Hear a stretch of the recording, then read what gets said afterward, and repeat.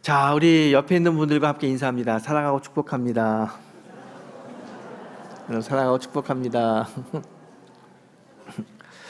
여러분, 지난주에 우리가 이제 목회 데이터 연구소 지용근 목사님의 강의를 잠깐 들었는데요. 그분이 거기서 그런 얘기합니다. 교회에서 전도하자 그러면 70%는 안 움직인다고 합니다. 그리고 굉장히 전도에 부담을 느끼고 30%만 움직입니다. 그렇지만 교회는, 목사님들은 전도하자고 말씀하셔야 됩니다. 그 얘기를 하셨어요. 여러분 기억나시죠? 저는 그분의 그 강의를 풀로 다 들어봤는데 동의하는 부분 참 많습니다. 그러면서 우리가 전도하자고 했을 때 성도들이 참 부담을 느낀다는 것을 많이 이제 알게 됐어요. 실제적으로 제가 목회를 하면서도 전도하자 그러면은 부담을 많이 느낍니다. 아마 여러분들 중에서 전도하자, 전도 축제 하자 하게 되면 부담 느끼는 분도 많을 거예요. 그냥 할 수 있다, 영혼 구원 구호 외치고 또 영상 찍고 또 설교할 때마다 사람들이 전도하자고 하게 되면 그게 굉장히 이제 부담으로 오는 분들이 많이 있습니다. 통계적으로 70%가 그런 부담을 느낀다고 하잖아요. 근데 여러분, 제가 이번 전도 축제 기간 동안 부탁드리고 싶은 건, 여러분 전도라는 이야기를 들었을 때 마음이 좀 불편하다 하더라도 전도는 우리의 사명 아닙니까? 좀 너그러운 마음을 가지고 함께 기도하면서 여러분의 마음을 모을 수 있는 그런 시간이 됐으면 좋겠습니다. 여러분, 전도는 사명입니다. 꼭 기억해 주시면 좋겠습니다. 여러분도 전도에 대한 이야기를 들으면 굉장히 부담이 되잖아요. 저도 굉장히 부담이 됩니다. 전도 축제 시작하면서 이 전도에 대한 이 스트레스가 많은 것 같아요. 제가 이제 꿈을 꿨어요. 꿈을 꿨는데 꿈속에서요, 예배를 드리는데 이 성도님들이 30% 70%딱 갈려가지고 예배 드리는 거야. 제가 예배 드리면서 깜짝 놀랐어요. 30% 70%딱 갈려가지고. 그래서 제가 도대체 70%에는 어떤 사람들이 앉아있나 자세히 봤더니요, 깜짝 놀란 게 거기에 저희 아내가 앉아있더라고요. 너무 꿈속에서 제가 실망이 되고 화가 나는 거예요. 그리고 깼어요. 깼는데 깨가지고 아내를 봤더니 아내가 미워요. 아내가 여보 밥 먹어, 밥 차려놨어. 그러는데 내가 밥 안 먹겠다고. 그래서 갑자기 오더니 왜 이렇게 나한테 투덜대냐고. 그래서 제가 꿈 얘기를 했어요. 그래서 어쩌면 당신이 그럴 수 있냐고, 어떻게 70%에 앉아가지고 그렇게 전도하지 않는데 거기 앉아 있을 수 있냐고 막 그랬더니 저희 아내가 하는 이야기가, 여보 왜 꿈을 그렇게 해석해? 내가 얼마나 전도에 열심을 내는 사람인데 내가 거기 앉았다는 이야기는, 그리고 내 주변에 사람들이 많이 있었다는 이야기는, 우리 교회는 70%가 전도에 움직이는 사람이고 30%가 덜 움직이는 사람인 거야. 꿈을 그렇게 해석해야지 어떻게 거꾸로 해석하냐고. 제가 그 얘기를 들으니까 그 맞는 것 같아요. 그때부터 또 마음이 되게 좋아지더라고. 여러분, 우리 교회는 전도하는 마음이 풍성한 교회라고 믿습니다. 함께 힘을 모아 큰 역사를 이루는 두배붕 전도 축제가 되기를 축복합니다. 자, 오늘은 전도자의 축복이라고 하는 제목을 함께 은혜를 나누려고 합니다. 여러분, 오늘 본문을 보게 되면 예수님이 이제 승천하시기 전에 제자들에게 이런 이야기를 하셨어요. 온 천하에 다니면서 만민에게 복음을 전도해라. 그러면서 뭐라고 말씀하시냐면, 전도할 때 그냥 전도하는 것이 아니라 전도하면 이런 기적과 표적이 나타날 거다. 전도하면은 전도하는 사람에게 귀신을 물리칠 수 있는 능력, 새 방언을 이야기하고 뱀을 집어 올리며 무슨 독을 마셔도 해를 당하지 않고 병자에게 손을 얹은즉 병이 낫는 그런 표적과 기적이 나타날 것이다 라고 이야기하는 게 오늘 본문입니다. 또 본문 맨 마지막에 보게 되면 실제적으로 이 예수님의 제자들이, 많은 사람들이 전도하러 갔더니 그런 표적과 기적이 나타났고 그런 표적과 기적으로 말미암아 많은 믿는 자들이 생겼다, 그렇게 기록한 것이 오늘 읽은 우리의 본문입니다. 자, 이 본문에 보게 되면 모든 사람, 만민에게 복음을 전하라는 예수님의 사명이에요. 근데 여러분, 전도는 주님의 사명인데 전도는 사실 생명을 살리는 거 아닙니까? 생명을 살리는 건데 이 사람이 생명을 살릴 수 있나요? 절대로 사람이 생명을 살릴 수 없습니다. 생명은 하나님만이 살릴 수 있어요. 그러면 전도는 하나님만이 하셔야 되는 거 아닙니까? 아니, 생명을 살릴 수 없는 우리 인간들이 어떻게 전도를 할 수 있어요?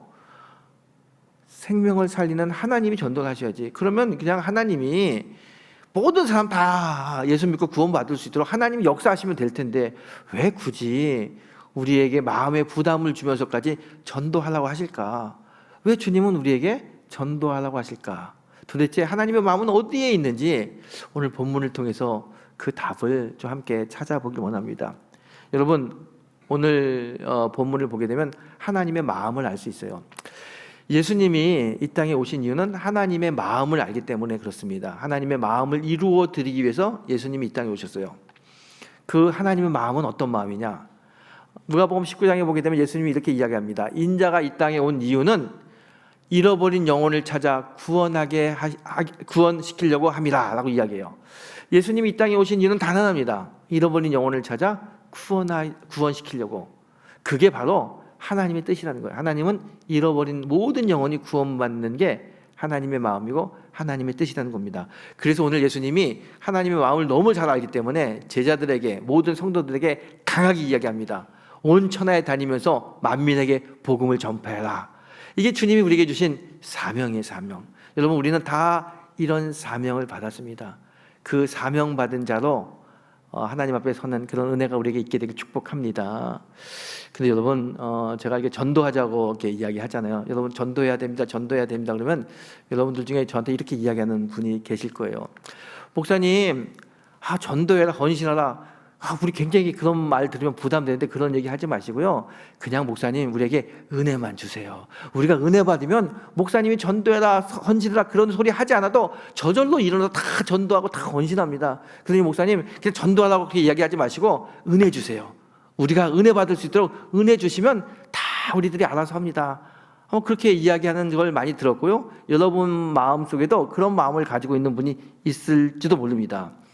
여러분, 그렇죠. 은혜 받으면 우리가 다 하죠. 다 뭐든지 다 합니다. 헌신하고 충성하고 순종하고 전도하는 거, 은혜 받은 사람들이 하는 거예요. 그래서 한편으로는 목사님, 우리에게 은혜만 주세요, 이렇게 이야기할 수도 있는 것 같아요. 근데 여러분, 이 말은 틀린 말입니다. 여러분, 사람은, 목사는 절대로 은혜를 줄 수 없습니다. 그거 아셔야 돼요.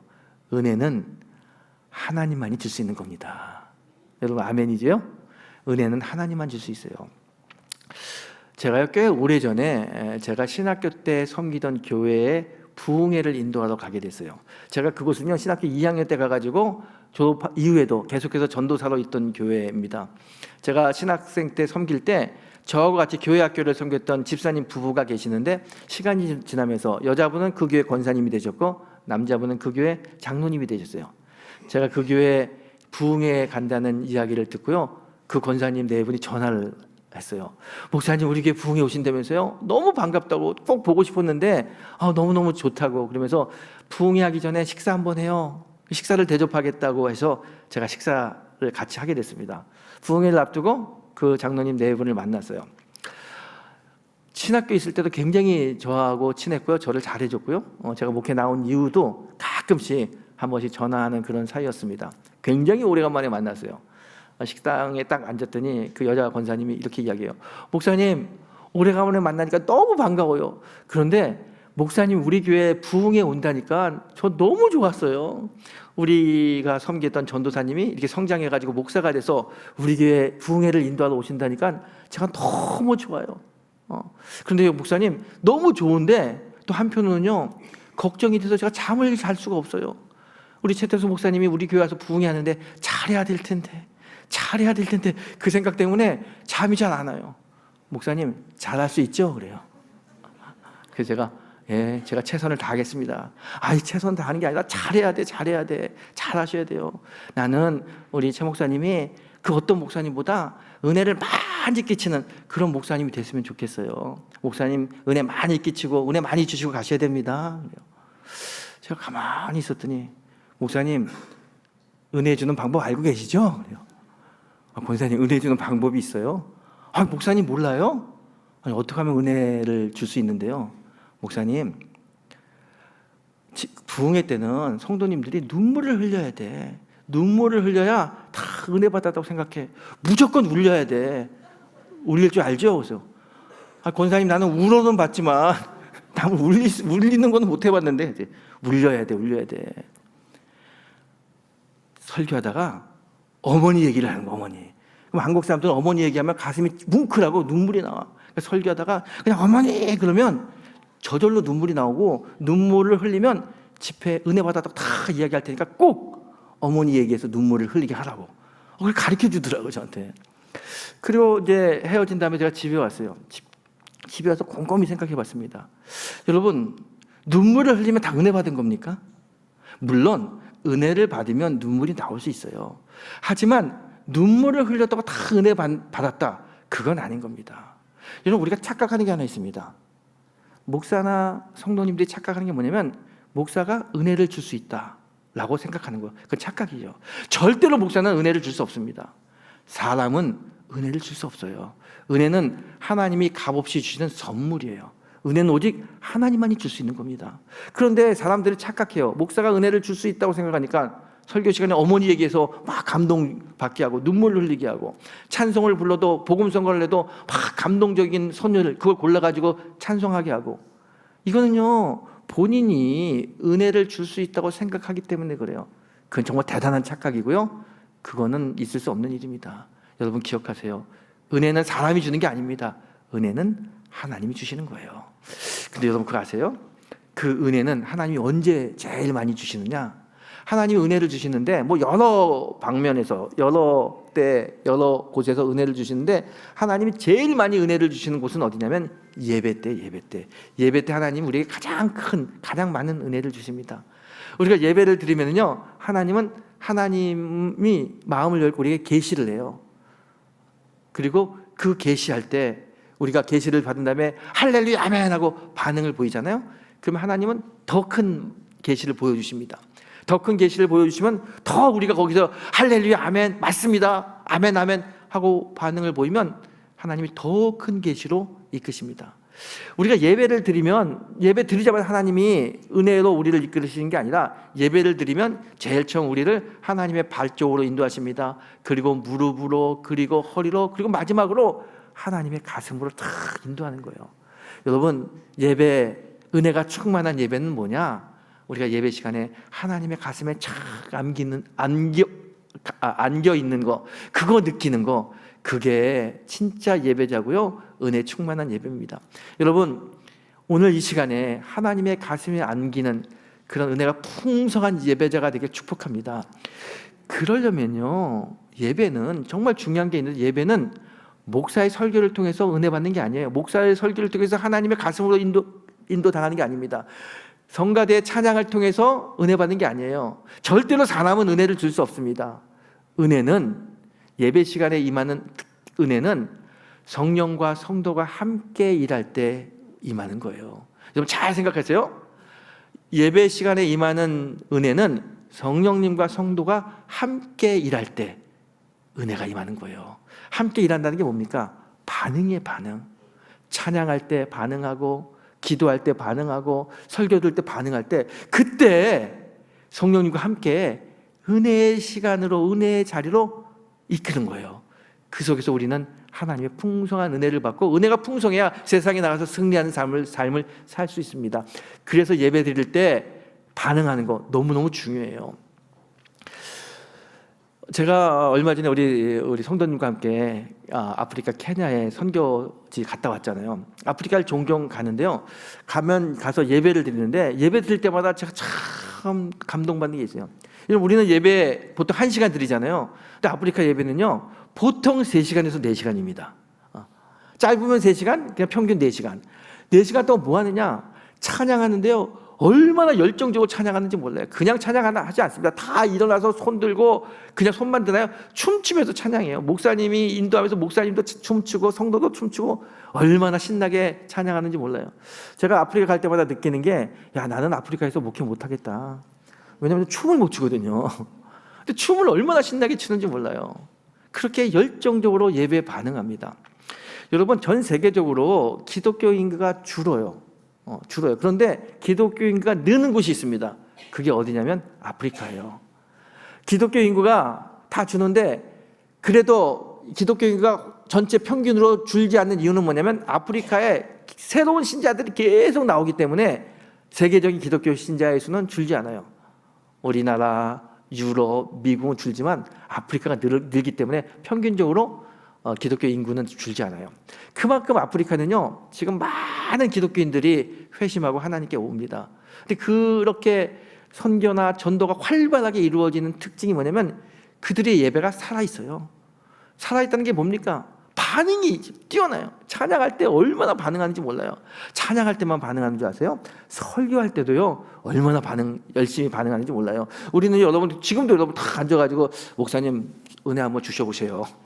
이렇게 예배 드리는 것 같은데, 여러분, 아프리카 한번 꼭 가서 예배 드려보세요. 그러지 않아요. 아프리카는요, 목사님들이 하면 반응해요. 여러분, 우리가 전도를 위해서 우리 일어나야 됩니다. 그럼 여기 회중들이요, 맞아요, 아멘, 아니면 목사님 우리 일어나야 돼요. 여러분, 우리가 일어나면 안 됩니다. 일어나서 우리 걸어야 됩니다. 그러면 성도님들이 맞아요, 목사님 걸어야 됩니다. 아니요, 목사님 걷지 말고 우리 뛰어야 돼요. 전도를 위해서 선교요, 뛰어요. 할렐루야, 할렐루야. 목사님이 이야기하면 성도가 대답하고, 성도가 이야기하면 목사님이 대답하고, 막 주거니 받거니 그러면서 1시간 넘게 막 설교가 이어지는 거예요. 열정적이에요. 그렇게 서로 반응하니 하나님의 은혜가 충만히 임하죠. 여러분, 예배는 반응을 할 때 성도와 성령이 함께 만들어가는 게 은혜로운 예배예요. 그래서 아프리카에 예배가 살아있고요, 은혜가 넘치니까요, 곳곳에서 전도와 선교가 일어날 뿐만 아니라 기적과 표적이 일어나요. 모잠비크에 가게 되면 하이디 베이커라고 하는 선교사님이 있습니다. 이분은요, 모잠비크 어린아이들 섬기는 고아 사역을 하는 분이에요. 여자 선교사님인데, 사랑이 강건하시도다, 한번 기회가 되면 저 책을 한번 읽어보세요. 이분이 선교할 때 놀라운 일이 일어납니다. 한 번은 고아원에 먹을 게 없어요. 아이들이 이제 배가 고파하는데 먹을 게 없어 줄 수가 없는데, 마침 그때 어떤 사람이 와가지고 조금 빵을 주고 가요. 이 빵으로 거기에 있는 아이들이 다 먹기에는 택도 없이 모자라요. 하지만 그래도 빵이 왔으니까 이 선교사님이 빵을 붙들고 기도합니다. 하나님, 우리 아이들이 지금 배가 고픈데 이 아이들이 배불리 먹을 수 있는 양의 빵은 아니지만 그래서 빵이 들어왔습니다. 감사합니다. 우리들이 이 빵을 조금씩 나눠서 아이들과 나눠 먹을 때 우리 아이들이 배고프지 않도록 하나님께서 인도해 주세요. 이렇게 기도하고 빵을 나눠줘요. 그런데 놀라운 일이 생기는 거예요. 그 빵이 떨어지지 않는 거예요. 계속해서 빵이 나옵니다. 오병이의 기적이 나타나는 거예요. 이것뿐만 아니라 이 하이디 선교사님이 사역하는 그곳에 병자가 낫기도 하고요. 또 한 번은 장난감을 누가 줘서 장난감을 나눠주는데, 거기 그 아프리카의 아이들이 장난감 받으려고 많이 왔어요. 이 장난감이 얼마 되지 않아서 나눠줄 수 없는데, 그래도 나눠주는데 신기하게 그 장난감이 계속 나오는 거예요. 거기에 있는 아이들이 다 장난감을 받아요. 이 소문이 모잠비크 전역에 퍼지고 아프리카 전역에 퍼집니다. 여러분, 오병이어의 기적, 우리는 어떻게 생각합니까? 이거는 성경 속에만 나타나는 일이야. 성경 속에 있는 일이지, 이렇게 생각해요. 그런데 그게 아니에요. 이 오병이어의 기적은 우리의 삶 속에서 나타나는 실제라도 실제. 성경에서 나타나는 많은 표적과 기적은 성경 속에 있는 사건이 아니라 얼마든지 우리의 삶 속에 나타나는 실제입니다. 안진뱅이가 일어나고 벙어리가 말을 하고, 오병이어의 기적은 실제라는 거예요. 그 실제가 어떻게 일어나느냐? 은혜가 충만한 곳에 그 실제가 일어나는 겁니다. 여러분 기억하세요. 그런데 그 은혜는 하나님이 주시는 거라는 거예요. 하나님이 주시는 거. 여러분, 하나님이 왜 은혜를 주십니까? 왜 은혜를 주실까요? 우리가 예배 시간에 하나님의 은혜가 충만하잖아요. 하나님의 은혜가 충만하면 하나님은 우리를 하나님의 가슴으로, 심장으로 이끄세요. 우리가 예배 시간에 하나님의 가슴에 탁 안기면 하나님께서는요, 마음속에 품고 있던 마음을 탁 열고요, 그 마음속에 있는 말씀을 하십니다. 여러분, 우리가 예배 드리면서 이 예배가 하나님의 임재가 있는 예배다, 어떻게 느끼느냐? 그 하나님 마음속에 있는 그 음성을 들으면 여러분이 드리는 예배는 하나님 받으시는 예배예요. 여러분, 그런 경험이 있으세요?